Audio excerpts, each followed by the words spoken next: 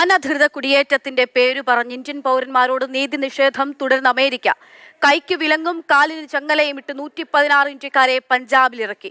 ഇന്ത്യയിലാകമാനം ശക്തമായ പ്രതിഷേധം ഉയർന്നിട്ടും വിലങ്ങ് നീക്കാൻ അമേരിക്ക തയ്യാറായിട്ടില്ല.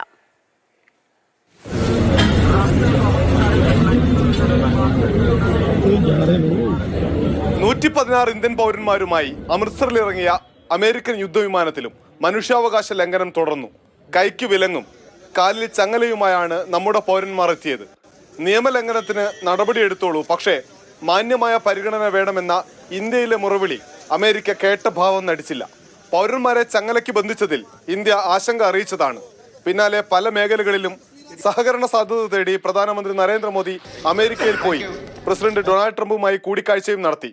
എന്നിട്ടും ഇന്ത്യൻ പൗരന്മാർ മനുഷ്യാവകാശ ലംഘനം നേരിടുന്നു.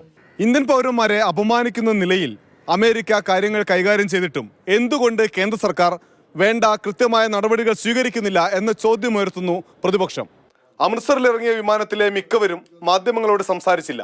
വിലങ്ങും ചങ്ങലയും ഇത്തവണയും അമേരിക്ക പ്രയോഗിച്ചുവെന്ന് സ്ഥിരീകരിച്ചത് ഹോഷിയാർപൂർ സ്വദേശി ദൽജിത് സിംഗ് ആണ്.